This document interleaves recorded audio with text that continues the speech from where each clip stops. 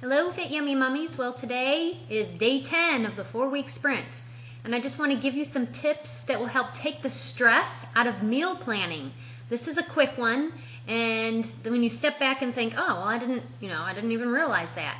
It makes all the sense in the world. Now, if you are new to meal planning, and this is brand new to make these lists and map all these meals out, please understand that the best way to do this when you are establishing this new habit is to keep it simple.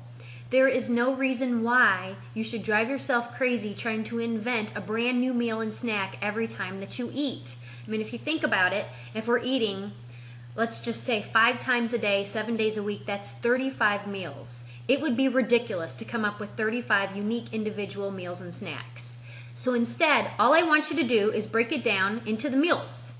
Let's think about breakfast, let's think about snacks, lunch, and dinner. Okay, so now we have 4 categories.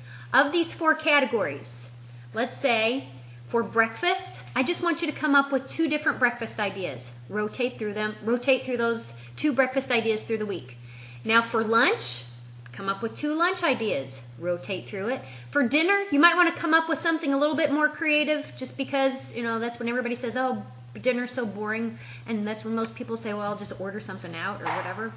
Something that's not supportive. So instead, maybe think of 2 different protein sources and then decide how you can come up with 4 different meals out of those 2 protein sources. For example, chicken and salmon. Those are always my 2 main staples. So I'm going to think about how to make Mexican, Italian, Mediterranean, and plain old American.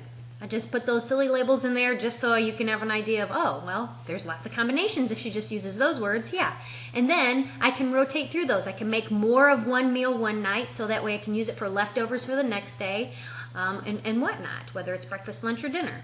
Now, when it comes to your snacks, why not just come up with 5 easy snacks and rotate through them? Maybe it's apples and almonds. Maybe it's a meat and cheese roll-up.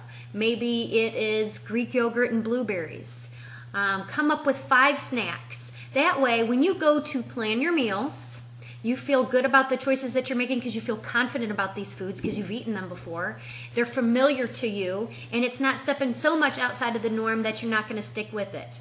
Miranda was kind enough to post this in the forums and discuss this, and she didn't even realize that, hey, it's okay to eat the same things, because this is what's helping her to establish that habit. There are no steadfast rules that say you need to eat something different every single meal.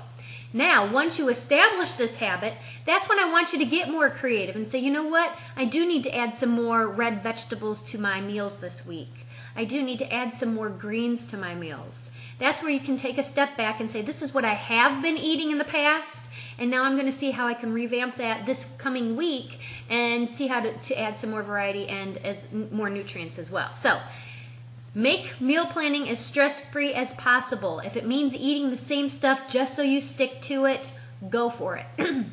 Remember, and we're just 10 days into the 4-week sprint. It takes 21 days to form a new habit.